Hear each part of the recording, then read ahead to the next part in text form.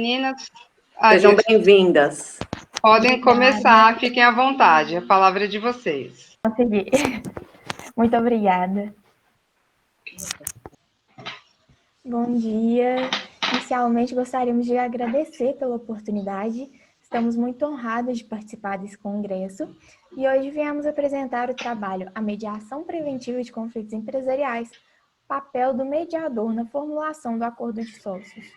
Nós desenvolvemos esse trabalho com base numa revisão de literatura dos trabalhos de Marcelo Bertoldi e Christopher Neymar Batista, que trabalham Começou sim, se está parado para você, é só apertar play. Importante ferramenta preventiva de conflitos empresariais. E nos baseamos na teoria de Christopher Moore, que estabelece o funcionamento do processo de mediação. Nós construímos essa tese acerca do acordo de sócios porque entendemos que o âmbito empresarial é um ambiente em que convergem diversos interesses. Sendo assim, o conflito acaba sendo inerente ao cotidiano de uma sociedade empresária. E enxergamos no acordo de sócios uma importante ferramenta preventiva desses conflitos, na medida em que esse é um acordo, um negócio jurídico estabelecido pelas próprias partes com autonomia, com autonomia privada, em um momento em que ambas estão em harmonia e neutralidade em relação aos conflitos. Eu sou Vitória Presotti Paixão, graduanda do 7º período de Direito da Universidade Federal de Juiz de Fora. Fui mediadora por 2 anos no Núcleo de Mediação Dialogar, que é um projeto de extensão da Universidade Federal de Juiz de Fora, que tem o condão de atender a população carente da cidade, aplicando a mediação como técnica de resolução de conflitos. Meu nome é Ariane Meirelles de Azevedo, graduanda do 7º período do curso de Direito da Universidade Federal de Juiz de Fora, e também sou mediadora extrajudicial do Dialogar Núcleo de Mediação, projeto de extensão da Universidade Federal de Juiz de Fora. Como a Vitória já falou, o nosso trabalho ele tem como pano de fundo o acordo de sócios em conjunto com a mediação. E sobre o tema, nós escolhemos o escritor Christopher Moore para dar um respaldo em alguns apontamentos que nós acreditamos serem muito importantes sobre o tema. Esse escritor, ele justamente fala que as sociedades empresárias, elas, por envolverem uma rede de inter-relações, essas relações elas convergem em um interesse comum. Nessas relações, a existência de conflitos faz parte do ambiente empresarial e justamente por fazer parte desse ambiente, os conflitos não deveriam ser vistos de forma negativa. Nós concordamos com esse entendimento, nós entendemos que o conflito ele pode ser produtivo e não negativo nesse meio empresarial e em qualquer tipo de relação que as pessoas possam ter. Mas no meio empresarial, em virtude justamente da vasta gama de interesses divergentes que existem e justamente pelo grande número de colaboradores que existe nessa relação, visualizar o conflito de uma forma negativa, nós entendemos que é muito prejudicial, porque os impactos decorrentes dessa visualização do conflito, eles podem ser muito graves nesse tipo de relação. Primeiro, porque esse tipo de grandes impactos na atividade empresarial justamente porque pode acabar impossibilitando a continuidade dessa atividade. E essa atividade, como a gente sabe, ela tem uma certa função social. Então, ela tem um papel muito importante na sociedade como um todo. E essa impossibilidade de continuar a atividade pode acabar gerando uma solução de uma sociedade que, nesse caso, se causada por um conflito entre posicionamentos divergentes entre os sócios, pode ser gerado por uma affect societatis, que seria justamente esse desalinhamento entre os interesses dos sócios. E aí, o que a gente defende aqui é justamente tentar propor uma ruptura mesmo com essa visão e tentar promover o conflito como uma forma produtiva, porque nós entendemos que ele pode ser um instrumento de renovação do diálogo e pode acabar fazendo com que as partes, ao invés de irem em direções opostas, consigam chegar a um denominador comum e promover por si só soluções positivas para os seus próprios conflitos. Para que isso aconteça, nós acreditamos que uma ferramenta que pode ser muito útil, né, nessa implementação de uma forma diferente de se visualizar o conflito seria o acordo entre sócios. Por quê? Porque ele é um negócio jurídico, direito privado, então, por ser um negócio jurídico, ele tem que ser pautado na boa-fé, também não pode estar acometido por qualquer um dos vícios dos negócios jurídicos tradicionais. Nós entendemos que a implementação desse acordo entre sócios seria uma forma mais realista de se enxergar o ambiente em que você está inserido, e nós entendemos também que ele ser implementado de uma forma preventiva, enquanto os sócios estão ali em um ambiente ainda harmônico, haveria muito mais possibilidades de ele realmente cumprir o seu efetivo papel do que se tentar promover uma resolução de conflitos em um momento em que as partes realmente não se enxergam mais, não se enxergam futuramente na mesma posição. Por isso, nós entendemos que esse acordo entre sócios ele é muito importante e ele deve ser, sim, implementado dessa forma preventiva para que ele possa ter mais chances de realmente ser cumprido.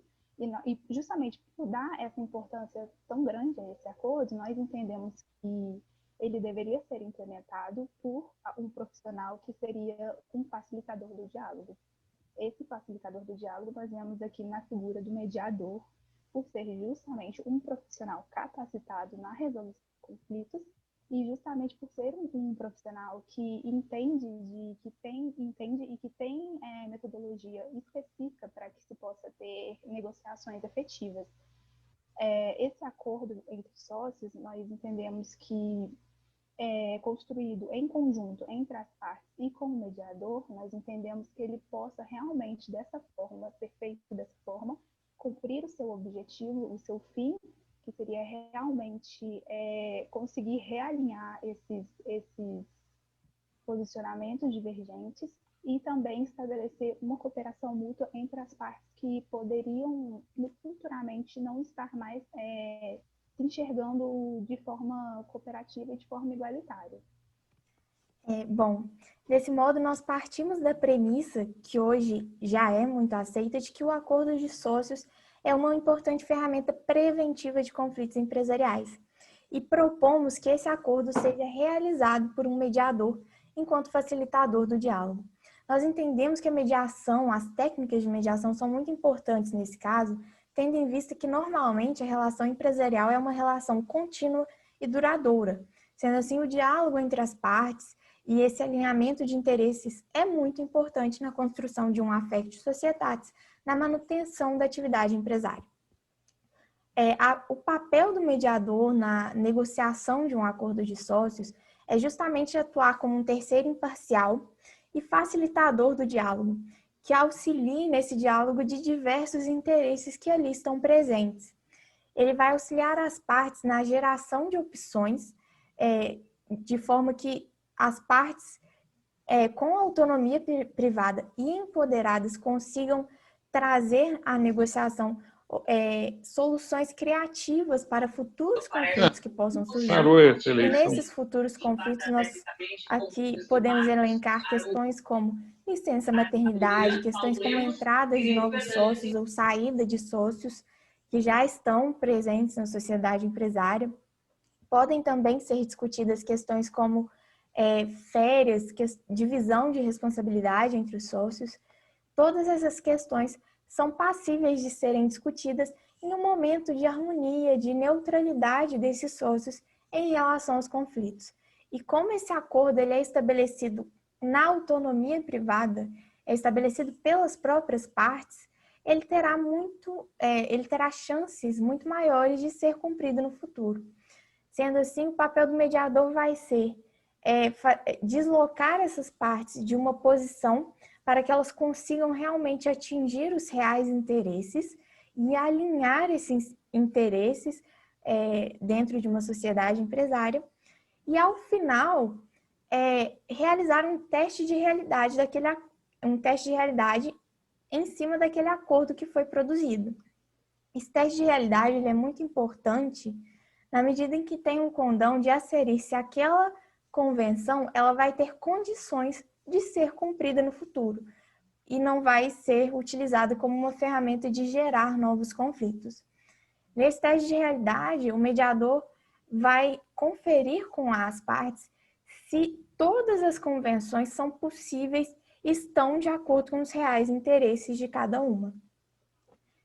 Sendo assim, a proposta do nosso artigo, a proposta principal é que a aplicação de técnicas de mediação na elaboração do acordo de sócios, ela pode ser muito positiva na prevenção de conflitos empresariais e na manutenção de um affect societatis, que é tão importante. Nós agradecemos muito pela oportunidade de participar do presente congresso, agradecemos a todos os presentes e também a comissão organizadora que nos proporcionou essa oportunidade e nos colocamos à disposição para debatermos sobre o tema, esclarecermos quaisquer questionamentos. Nossos contatos estão na tela e muito obrigada. Muito obrigada, bom dia. Zé, que coisa. Bom, é a segunda vez no mesmo olho. O que aconteceu? Voltou aqui, né? Bom, Quero agradecer a como apresentação você dos tá bom artigos assim? e falar. Renato, acho que seu áudio tá ligado. Eu quero fazer uma perguntinha para vocês com relação à imparcialidade do mediador, tá certo? Vocês entendem, né, que o mediador, por estar atuando nessa área entre sócios, né, no pacto aí, no termo de mediação societária ou entre sócios, eles vão construir aí uma ponte de alicerce para que os sócios transitem mais seguramente na relação deles. Esse mediador, vocês entendem que ele precisa ser um especialista na área empresarial, na área societária, enfim, ou essa especificidade acaba interferindo na imparcialidade do mediador? Qual que é a opinião de vocês com relação à imparcialidade e se é necessário ou não ser um especialista na área empresarial? Eu vou começar respondendo, depois se a Ariane quiser complementar.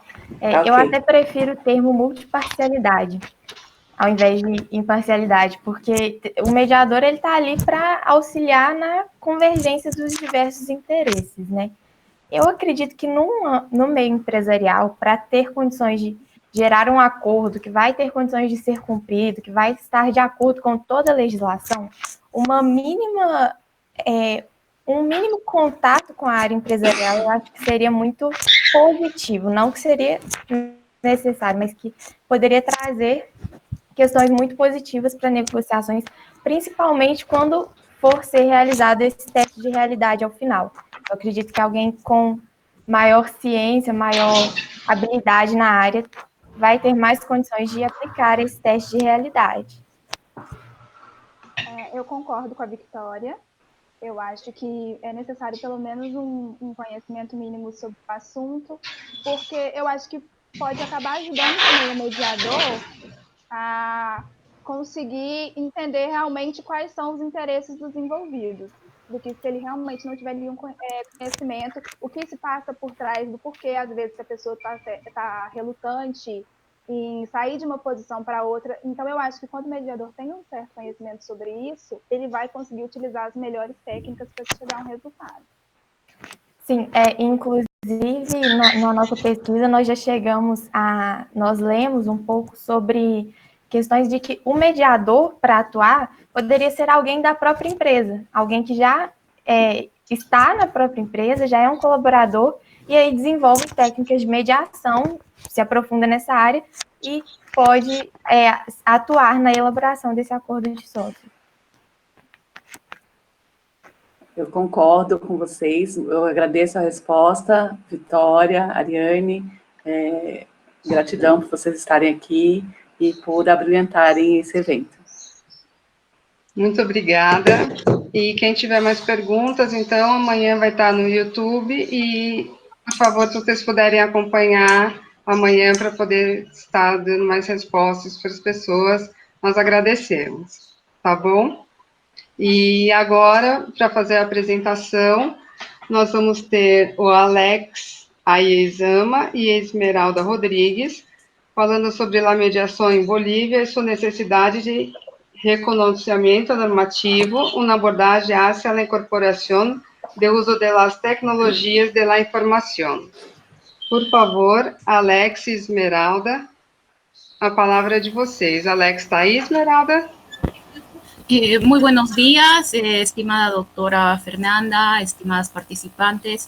Lamentablemente mi compañero ha tenido un inconveniente referente a un viaje de trabajo, ¿no? Sin embargo, en esta oportunidad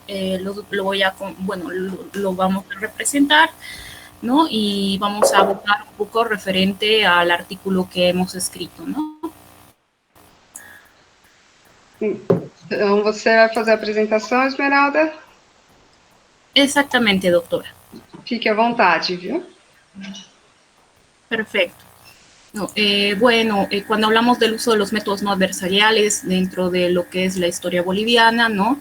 Tanto la mediación como la conciliación, vamos a tener que recurrir a lo que es nuestros orígenes, ¿no? Que la mediación, si bien está reconocida dentro de la ley 1770 y la 708 propiamente, esta ha tenido sus albores ya en los métodos originarios de resolución de conflicto dentro de las comunidades indígenas originarias, quienes aplicaban la mediación de forma más contextualizada e incluso tenían personas, mediadores, quienes aplicaban este mecanismo dentro de lo que es las comunidades, los justicieros y los líderes originarios, incluso el mismo Consejo de Ancianos, ¿no?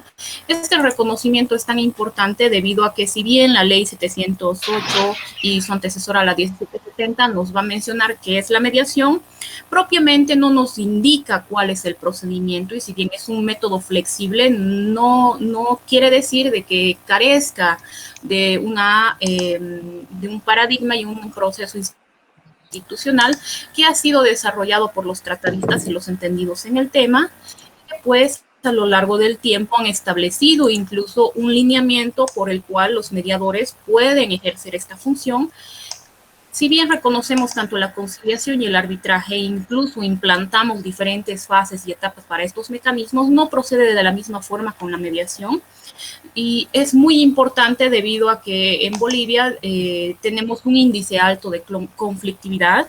En un año se registran aproximadamente 2.7 conflictos al día, ¿no? Y que muchas veces pasa porque las necesidades de las comunidades, de la sociedad, no han sido resueltas a tiempo, por lo que implementar la mediación para que se resuelvan las necesidades de diferentes colectivos sociales es imprescindible, ¿no? Pero al no carecer de un esquema sustantivo que vaya a materializar esta propia, y podemos ver claros ejemplos como el de la Argentina, que ha desarrollado, de hecho, a mayor profundidad, lo que es un mecanismo para llevar a cabo la mediación, un sistema institucionalizado, ¿no? En Bolivia hemos ahondado más en lo que es la conciliación, ¿no? Entonces, ha tenido gran avance en este aspecto, pero no así en la mediación. Y al ser un método que se caracteriza por ser un método flexible, nos puede permitir incluso implementarlo a través del uso de diferentes mecanismos electrónicos, ¿no? Hemos dado algunos avances obligados por esta cuarentena, ¿no? En los cuales dentro del Centro de Conciliación y Arbitraje de la Cámara de Comercio hemos implementado la conciliación de forma virtual a través de plataformas Zoom y plataformas cerradas, ¿no? Y hemos resuelto no solo conflictos de conciliación, sino también de arbitraje, pero al no estar insertada dentro de la ley y solo, bueno, si la reconoce, no le establece determinados parámetros para poder llevarse a cabo, no señala qué instituciones la van a llevar a cabo. Hemos utilizado legislación comparada para señalar que tanto instituciones académicas, universidades, institutos y otros implementan la mediación dentro de los esquemas y los paradigmas que nos va a establecer tanto la legislación comparada, pero se necesita un propio reconocimiento dentro de la ley boliviana, dado que este mecanismo podría ayudar a reducir estos índices de conflictividad y más aún en estos tiempos de pandemia, y al ser una de las características propiamente de la mediación, la flexibilidad, se puede implementar, ¿no? La mediación online, que muchas veces ya se ha implementado en países como la Argentina, Panamá, México, que tienen mayor avance dentro de este mecanismo alternativo de solución de conflictos, ¿no? Entonces surge esta necesidad, dado a los altos índices de conflictividad,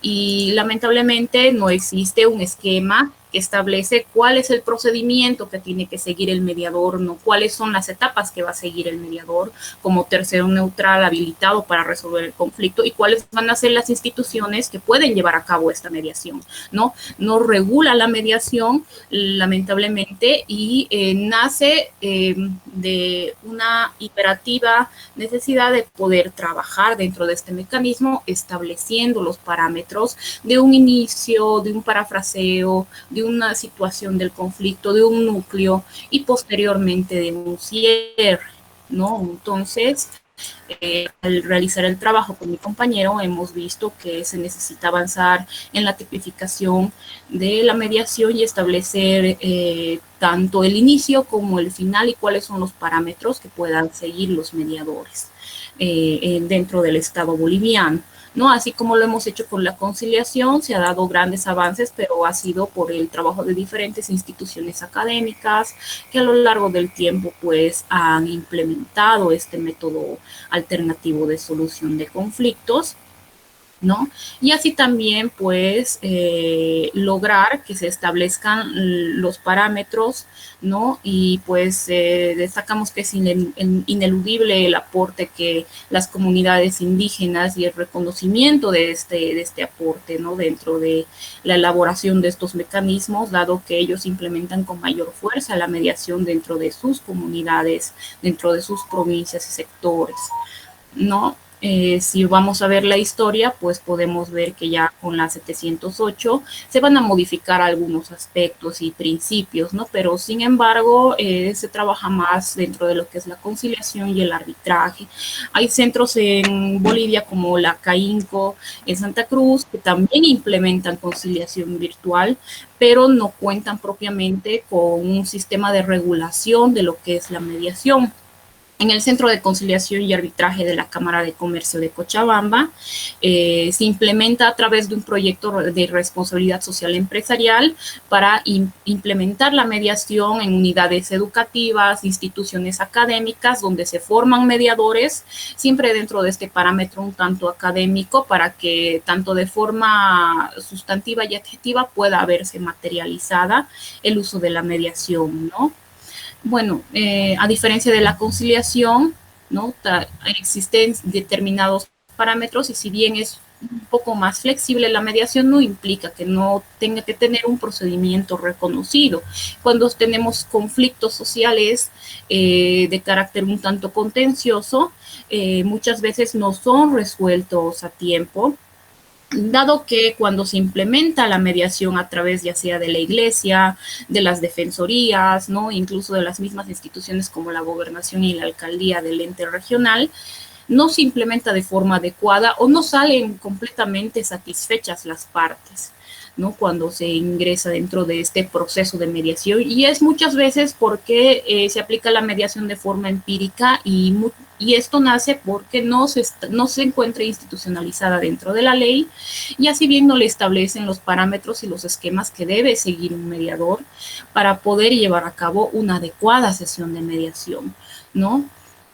Además de que, es ineludible también de que nos encontramos en una era tecnológica, que si bien ya hemos implementado lo que es la mediación a la conciliación a través de medios digitales, es necesario también no quedarnos atrás con el avance de este método alternativo e implementarlo también a través de la vía online, lo cual nos va a permitir poder acceder a diferentes sectores sociales que por la distancia tal vez no pueden participar de una determinada sesión, o diferentes colectivos que necesitan ser escuchados o que tienen un conflicto y que no se vean orillados pues a manifestarse a través de diferentes acciones, ¿no? Que muchas veces generan conflictividad dentro de lo que es la comunidad, ¿no?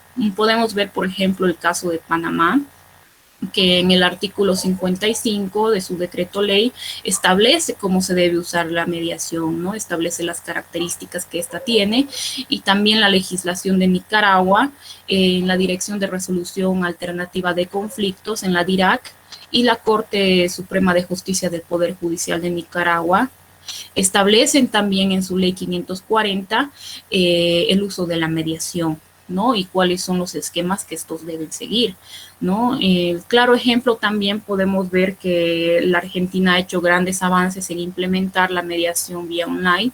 De hecho, tiene mayor peso que la conciliación, y en países como Europa, tanto la mediación y la conciliación son como sinónimos, ¿no? Y se utilizan como paso previo antes de poder acudir a un proceso contencioso, ¿no? Entonces, la mediación representa un mecanismo que puede dar grandes ventajas, no solo en el contexto boliviano, ¿no? Sino que es de carácter bastante accesible y flexible, porque cuenta con esa participación mayoritaria de las partes, que es lo que lo diferencia de la conciliación. También está regulada por un tercero neutral, pero cuenta con mayor participación de las partes, ¿no? Entonces, ellas mismas van a encontrar la solución a su conflicto a través de este mecanismo, que puede ser viabilizado, como otros países lo han hecho, a través de medios digitales, ¿no? Entonces, el análisis de la evolución de los métodos alternativos, no solo en Latinoamérica y el Caribe, sino en Bolivia,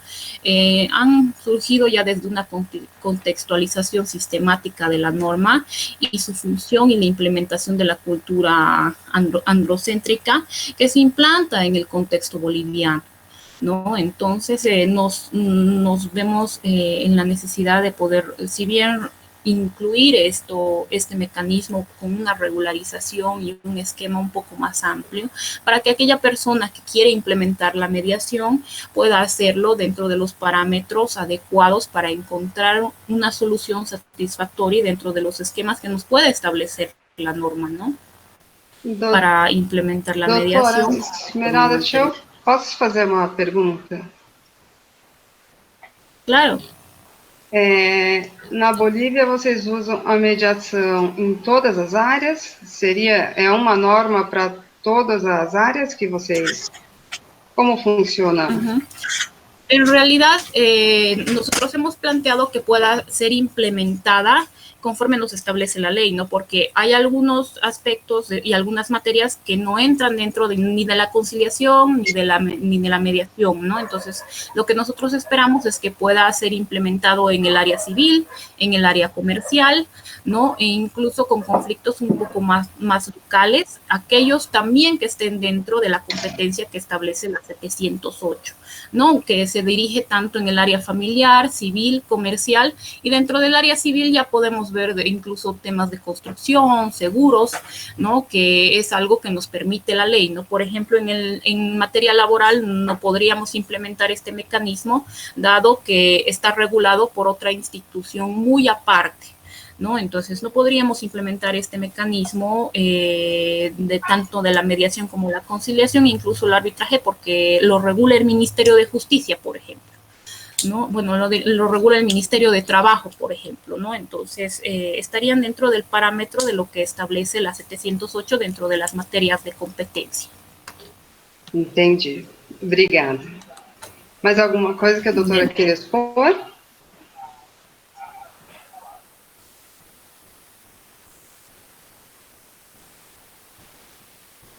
Doutora, mais alguma coisa que a doutora queira falar? Bueno, resaltar, ¿no?, de que existe una necesidad de poder implementar, tanto como la Argentina lo ha hecho, ¿no?, esta normativa para poder reducir los índices de conflictividad, pero no quedándonos un poco en la era de piedra, vamos a decirlo. Y es algo que hemos visto que puede funcionar y hemos implementado de forma digital a través de este proyecto ya del año, en el Centro de Conciliación y Arbitraje, desde 1999 implementamos la mediación a través de un proyecto de responsabilidad social empresarial que a la fecha ha tenido éxito, ¿no? Entonces, que implementa la mediación como batuta para implementar lo que es la cultura de paz y la resolución pacífica de conflictos, y que podemos apoyarnos dentro de lo que son las instituciones académicas para poder regular este mecanismo. Obrigada, doutora. Esperamos que seja implementado. Todos nós lutamos muito por essa área, não só na Bolívia, no Brasil, como em muitos lugares. E espero que a doutora esteja também amanhã participando pelo YouTube, para que as pessoas possam fazer mais perguntas. Tem pessoas que querem fazer pergunta, mas não temos tempo. E o assunto é de muito interesse. Dá mais para uma pergunta? Vai, Patrícia, vamos lá. Não, porque você falou que tem pessoas, eu já perguntei na outra, eu vou deixar agora para que, se alguém queira perguntar, faça a pergunta. Tem alguém aqui que queira fazer alguma pergunta da mediação boliviana, da mediação comparada? Posso fazer uma pergunta? Fazer, mas ele tem que mandar. Posso fazer uma pergunta? Pode. Assim, mais um. Esmeralda, parabéns pelo seu trabalho, e me interessa muito porque eu trabalho com mediação comunitária, especificamente no Brasil, depois logo em seguida. Eu gostaria de saber como que é isso. Você falou que faltam parâmetros e estruturas na Bolívia. Elas ocorrem em câmaras, em juntas, em associações, em escritórios, aonde elas ocorrem?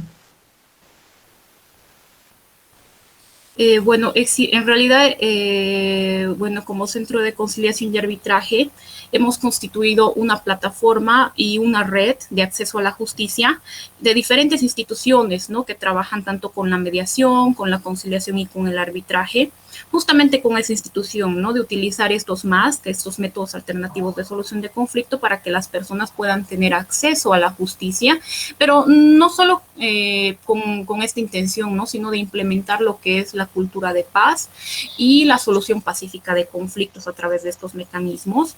En cuanto a lo que es la mediación comunitaria, es aplicada fuertemente dentro de las comunidades del occidente y el oriente del país, porque contamos con 38 naciones indígenas originarias campesinas, y dentro de la cosmovisión que estas naciones originarias manejan está justamente la teoría del vivir bien y de promover lo que es la paz, ¿no?, el cuidado del medio ambiente. Entonces utilizan la mediación de forma informal, así decirlo, que, bueno, pues la Constitución boliviana reconoce que estas comunidades indígenas puedan aplicar su jurisdicción y su competencia dentro de sus comunidades indígenas, ¿no? Entonces los consejeros y el consejo de ancianos, los justicieros, ¿no?, y diferentes denominaciones que estos mediadores adquieren dentro de sus comunidades originarias, aplican la mediación para la resolución de conflictos locales dentro de su comunidad, y la Constitución boliviana reconoce que estas comunidades tienen su jurisdicción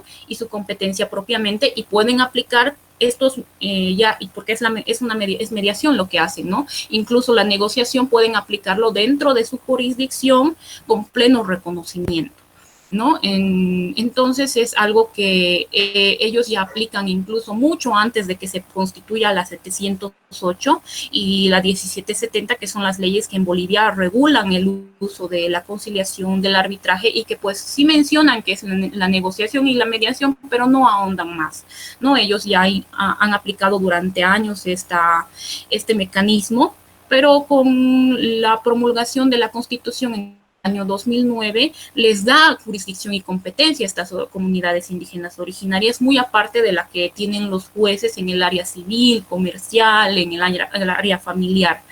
¿no? Entonces ellos aplican fuertemente lo que es este mecanismo dentro de sus comunidades indígenas, y como asociación de acceso a la justicia, como plataforma de acceso a la justicia, promovemos lo que es este mecanismo, tanto la conciliación y la mediación fuertemente, porque son métodos no contenciosos, ¿no? Porque lamentablemente contamos con índices altos de conflictividad en Bolivia, y lo que queremos hacer es pues potenciar este mecanismo para que pueda ser regulado y que pueda ser plasmado dentro de la legislación boliviana, y sobre todo nos apoyamos en diferentes instituciones como el CESU, la Universidad Mayor de San Simón, instituciones académicas tanto del interior y exterior del país, para que puedan colaborarnos con la constitución de un procedimiento lineal para que aquellas personas que apliquen la mediación puedan hacerlo de forma correcta. Excelente, muito obrigada, excelente. Muito obrigada, gente. Vamos passar para o próximo agora. Obrigada, doutora Esmeralda. Agora nós vamos ouvir o doutor Alexandre Barbosa e a doutora Andréa Barbosa, que vão falar sobre planejamento na organização pública, aplicação do PDCA no serviço de atendimento ao público. Por favor, Alexandre e Andréa. Estão aqui? Não estão para apresentar o trabalho? Bom, vamos passar para o quarto. Se eles estiverem, a gente inverte depois. Eles ficam em quarto e a gente inverte. Então, vamos passar para a Raquel Lopes Queiroz. Pode ser, Raquel? Falando sobre o modelo de participação popular na mediação ambiental e fundiária no Brasil. Sim, perfeito. Tudo bem? Aqui, tudo bem. Vou abrir aqui.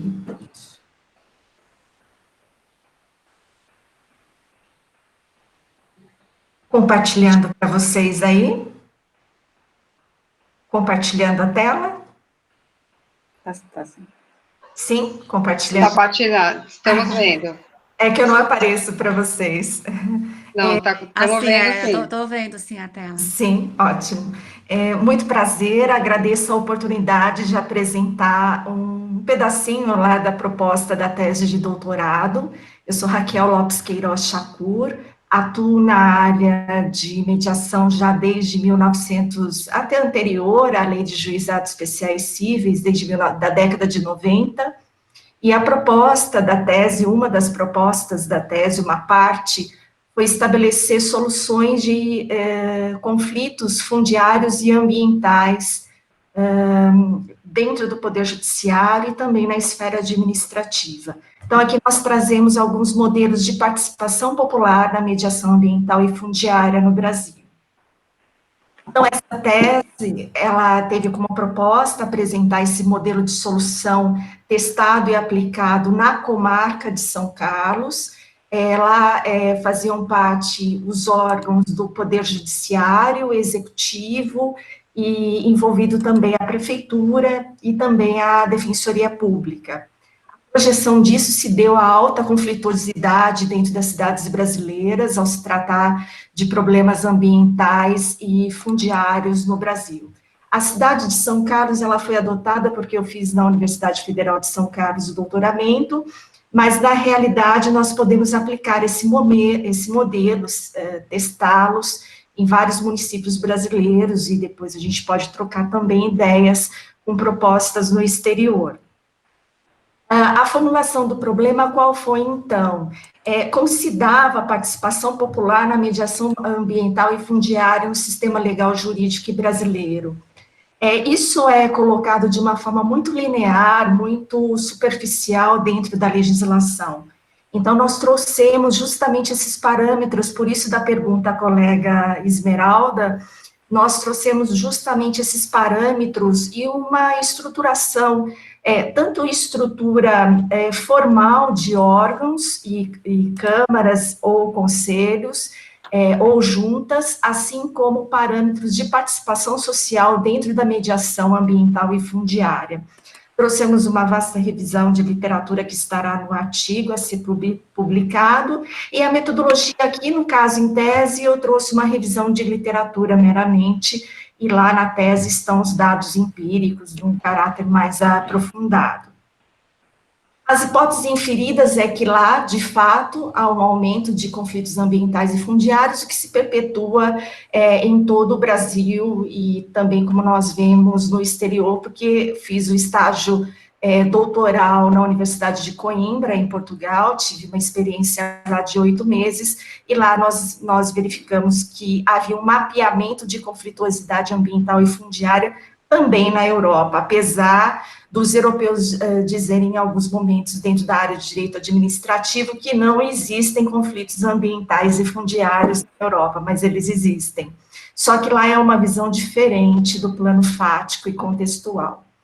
A inexistência de meios de tratamento adequados de resolução de conflitos complexos, eu vou tratar logo adiante, porque eu considero o conflito visto pelo Brasil apenas como uma rede linear, desconsiderando a complexidade daquilo que a gente deve resolver especificamente dentro da teoria complexa e do sistema UNO, dos conflitos ambientais e fundiários, o custo-benefício dos serviços ambientais que deveriam ser pagos para esses mediadores e para essas sessões, pelo próprio cofre público dos órgãos públicos ou delegados, repassando essas verbas para sessões ou câmaras, porque existe esse valor disponível de subsidiar o pagamento desses serviços, e a ausência de uma padronização de mediação ambiental e fundiária no Poder Executivo e Judiciário aqui no Brasil, tendo em vista que existe essa dificuldade também, como disse a nossa colega, em outros países em que lá nós fizemos uma análise internacional, né, de direito comparado. Então, geralmente, quando nós falamos de teoria e sistemas complexos, fala-se muito de sistemas complexos dentro da área da mediação, mas nós paramos por aí e não discutimos, de fato, o que é essa mediação em caráter sistêmico.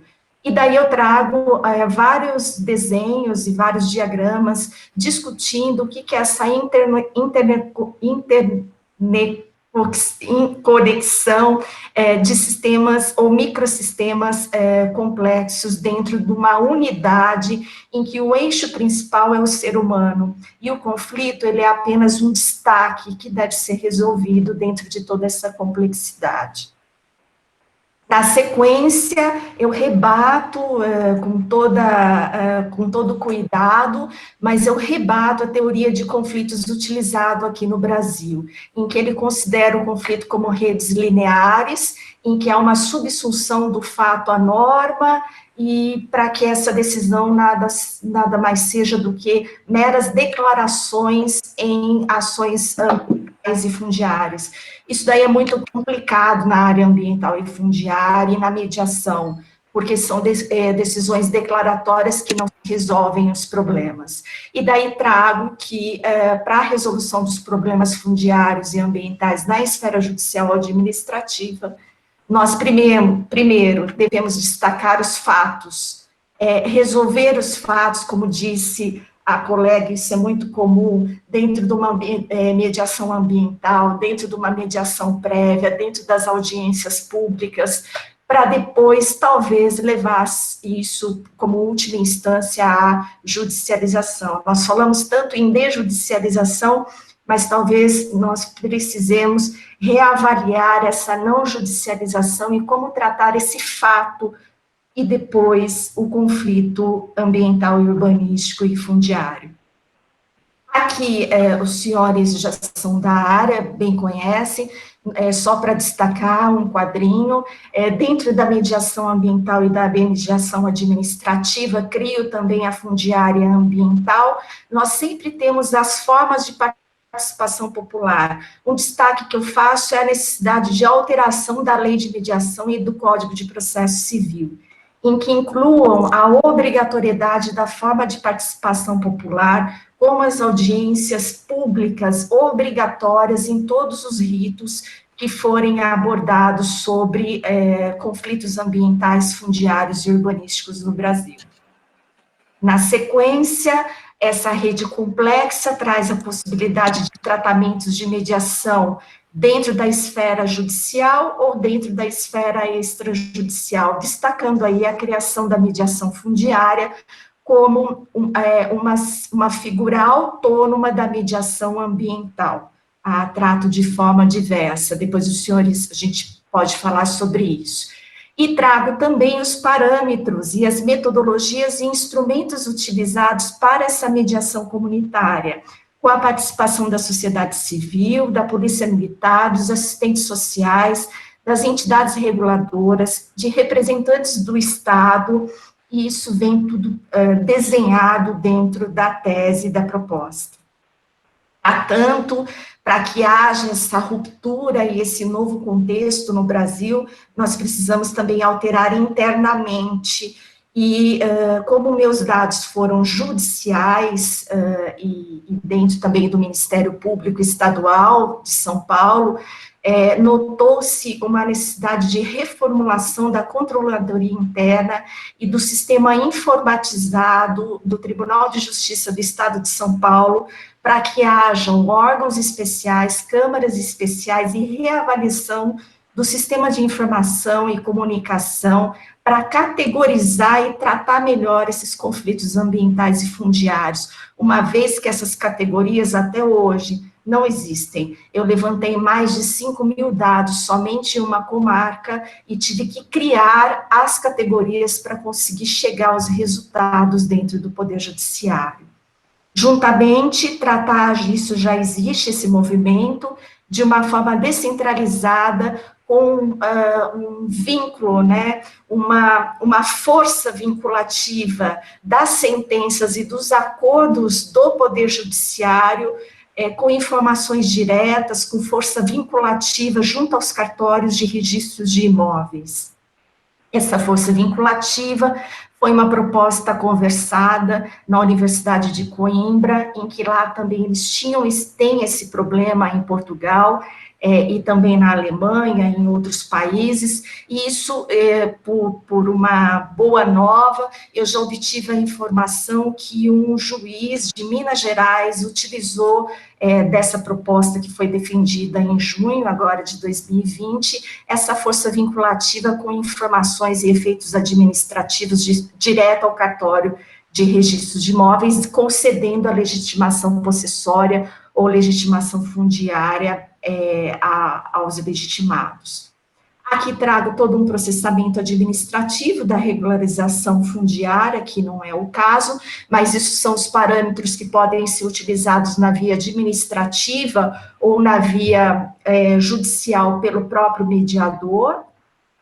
Os processamentos, eles podem ser utilizados inicialmente via mediação, seja pelos conselhos, dentro das prefeituras, pode ser mediação pela via privada, pode ser mediação dentro do próprio Poder Judiciário, né? Então, eu até rebato um pouco no texto a questão da utilização da terminologia do tribunal multiportas. Por que tribunal multiportas são esses em que nós batemos na porta e não encontramos a categoria que deve ser tratada? Então, aí, diria que isso também deve ser revisto, quais são essas multiportas e esses instrumentos que devem ser utilizados.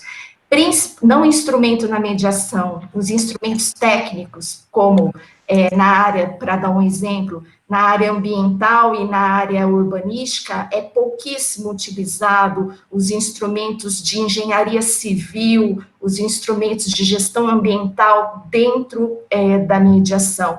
Eu não encontrei nenhum. No máximo, mapeamentos, que isso não é um instrumento inicial para identificar conflito e nada mais. Caso seja negativa essa mediação, reportamos a remessa à arbitragem e a possibilidade do uso também da arbitragem.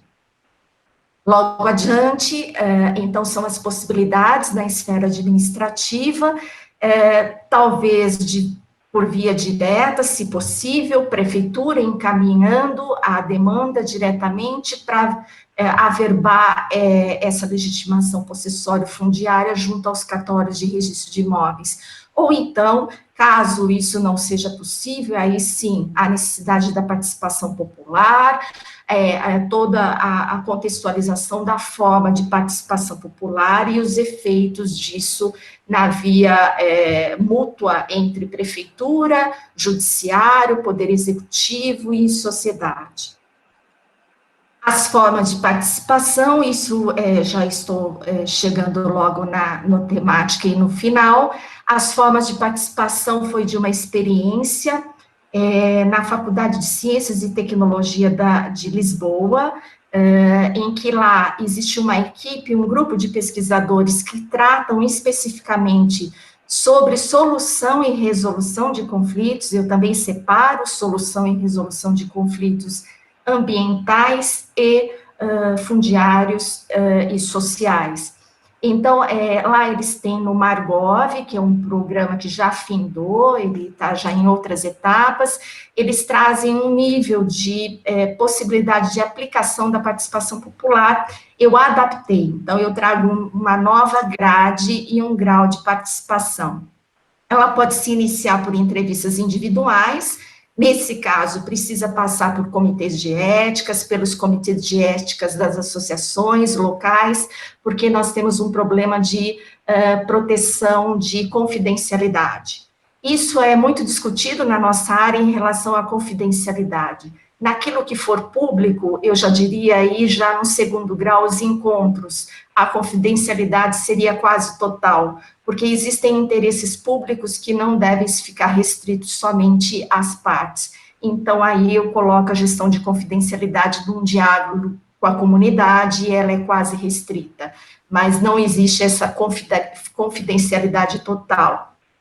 Aí, até aí nós fazemos no Brasil, o problema está a sequência. Os painéis com grupos de interessados, participei agora de um grupo que foi em Santos sobre uma convenção da ONU que fala sobre o direito do mar. Isso foi muito discutido sobre as demandas do mundo e do Brasil sobre a participação desses grupos interessados e grupos coletivos das tratativas sobre a solução de conflitos dos seus espaços. Então, sugeri aí os painéis dos grupos desses interessados, com uma exploração e articulação entre áreas, e esses espaços de intercâmbio, de troca de interesses e solução. Fóruns abertos de participação, e a interação online e a avaliação em gestão. Creio que, hoje em dia, nós damos muita vazão à questão da interação online, mas pouco nos preocupamos com essas anteriores etapas que devem primeiro serem esgotadas para chegarmos na interação online, com uma avaliação de resultados efetivos e com a positividade dessa mediação via a análise de dados empíricos. Dentro dessa governança global e local, nós podemos utilizar, foi a minha sugestão, entidades regulatórias dentro dos municípios, entidades regulatórias dentro do estado, de cada estado, entidades regulatórias dentro do governo federal, inclusive sobre a mediação e sobre tudo o que acontece relacionado aos conflitos. Isso porque nós temos alguns desvios no Brasil, não sei, não vi presencialmente nos demais países. Na Europa eu vi, sim, né, em alguns países, desvios de possibilidade de interferência subjetiva e interesses econômicos sob determinadas mediações de conflitos coletivos. Então, dessa forma, faz-se necessário uma entidade regulatória para que não haja uma supremacia dos interesses econômicos versus os interesses da sociedade. Na sequência, então, a minha proposta é tratar a mediação mantendo em caráter autônomo, ainda dentro do judiciário, em caráter administrativo, numa gestão compartilhada, em que haja essa conversa entre o judiciário e o administrativo, os poderes, executivo, legislativo e judiciário, em que hajam implementações de novas alternativas e parâmetros e instrumentos específicos de cada área, porque isso é algo notório dentro das ações judiciais no Brasil. Os nossos processos continuam com os mesmos modelos da década de 70, de 60, não encontrei instrumentos novos de meio ambiente, da área de direito ambiental, de direito administrativo, de direito urbanístico, geralmente são aquelas peças copiar e colar, né? Isso é muito grave, porque não nos levam a resultados, e dentro da mediação, a alternativa melhor, que vejo viável, seria a utilização dessas técnicas específicas, formando esses mediadores para aplicá-la delegada, descentralizada, ou dentro do judiciário de uma forma mais aprimorada, dentro das técnicas atuais. As alterações das legislações especiais, isso está sendo discutido hoje, principalmente no projeto de lei, que é a proposta das ações coletivas, do qual eu contrario o que foi proposto. Eu creio que nós merecemos conversar mais e debatermos sobre essa proposta que está sob trâmite ainda inicial, e essa governança interfederativa, em que haja uma troca de informações e regulação entre poder executivo, poder executivo, judicial e legislativo, e principalmente entre as esferas aí, Estado, município e União. Trago toda essa possibilidade de interlocução, principalmente na área fiscal, que é um gargalo em que nós temos que resolver as questões fiscais também, não achando que a participação popular só fica dentro daquele caos e daquela discussão conflitiva. É algo que eu trago também na tese, já nas minhas conclusões, que o conflito, geralmente nós destacamos as questões da pacificação social, e pouco falamos do conflito propriamente dito. E aí eu destaco uma inversão da escala de Glass, né? Destacando que, ao invés de eu pensar no conflito individual, eu devo pensar no caos que está colocado, como, por exemplo, aquelas situações em que nós temos, acho que tem música aí, em que nós temos aquelas questões em que conflito de terras ou conflito por posse de imóveis, em que as pessoas saem na rua e estão armadas. Aquilo ali já não é um conflito individual, aquilo ali é o caos na escala de Glass. E nesse caos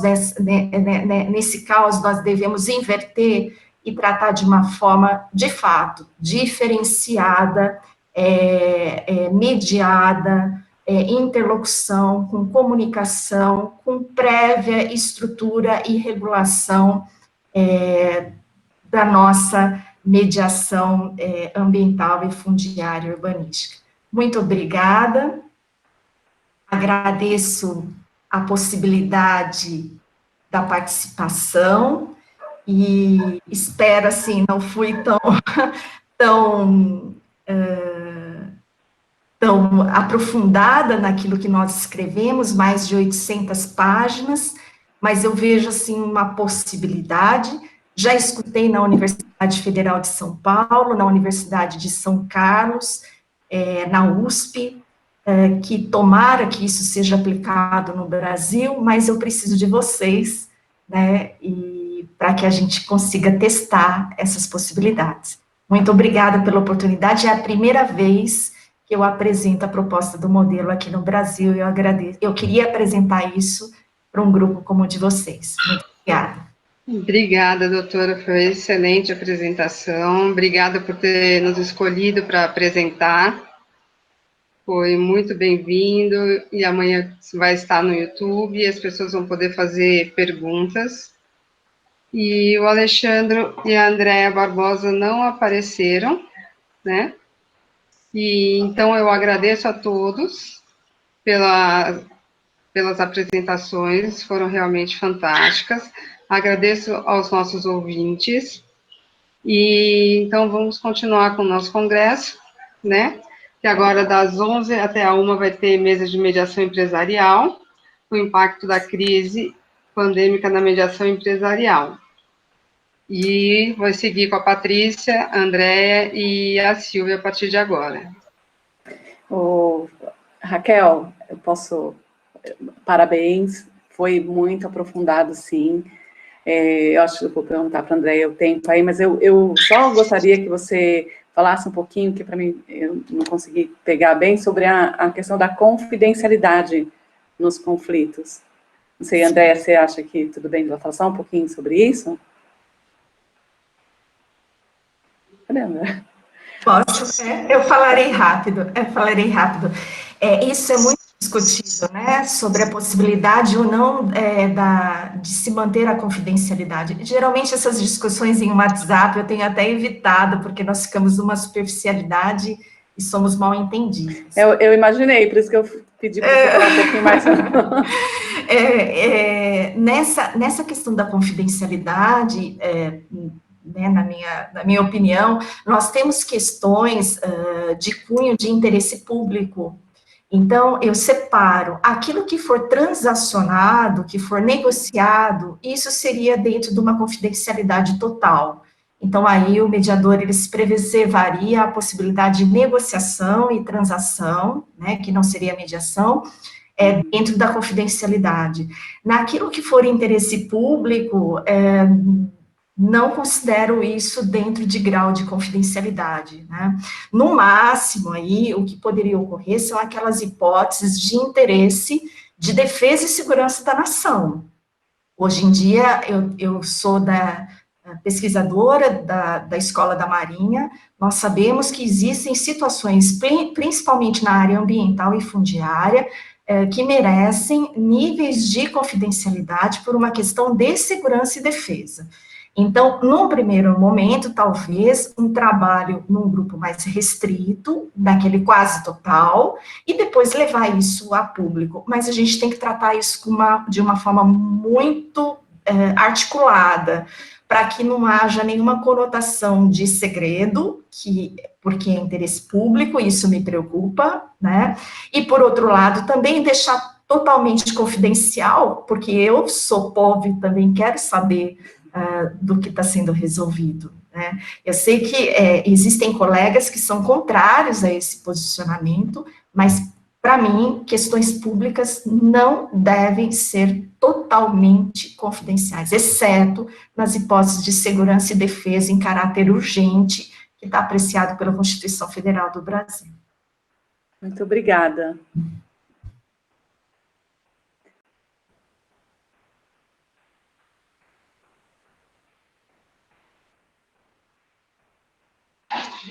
Patrícia, agora você que dá continuidade para a gente seguir para a mesa de mediação.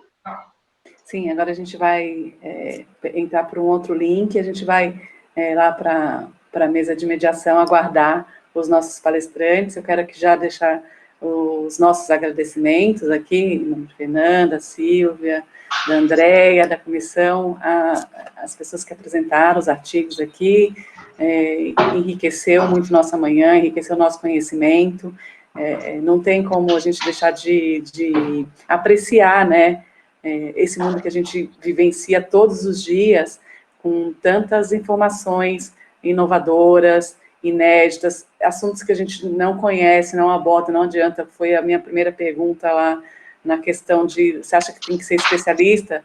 Sim, né, a gente tem que ter um certo conhecimento sobre aquilo que a gente está atuando, e, por óbvio, não dá para ser um generalista e atuar brilhantemente em todas as esferas. Então, a gente aprende muito. Eu acho que quando a gente vem com essa escuta ativa, que é uma ferramenta do mediador, para escutar vocês e para aprender, cada palavra de vocês é a melhor palavra que a gente pode escutar numa manhã dessa. Então, de fato, eu quero agradecer bastante, de coração, vocês sabem que eu estou até quentinho aqui com cada palavra de cada uma de vocês. Muito obrigada, em nome da nossa comissão, em nome da Silvia, da Andréia, se vocês quiserem falar, a gente vai agora para a mesa redonda. É claro que vocês estão super convidadas, né, escutar aí os nossos palestrantes e para brilhantar ainda mais, né, para enriquecer ainda mais nossa manhã. E aproveito para lembrar que à tarde vai ter mais sessão acadêmica, por favor, venham participar, venham participar, venham conhecer as novas ideias, venham para amanhã vocês poderem discutir, porque tem muita coisa boa chegando também, como teve agora de manhã. Por favor, participem, viu? Às 3 da tarde nós começamos, vamos até às 4h45, tá? Vamos privilegiar nossos outros colegas também. Muito obrigada. A Silvia quer falar? Acho que ela congelou. E tem a mesa redonda à tarde também na área da família. Isso. Eu acho que ela congelou. Silvia congelou. Então, nós vamos